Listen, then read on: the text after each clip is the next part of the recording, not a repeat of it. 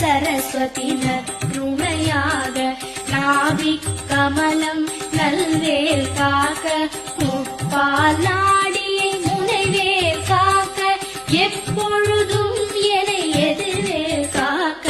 அடியேன் வசனம் அசைவுள நேரம் கடுகவே வந்து கனகவில் காக்க வரும் பகல் தன்னில் வச்ச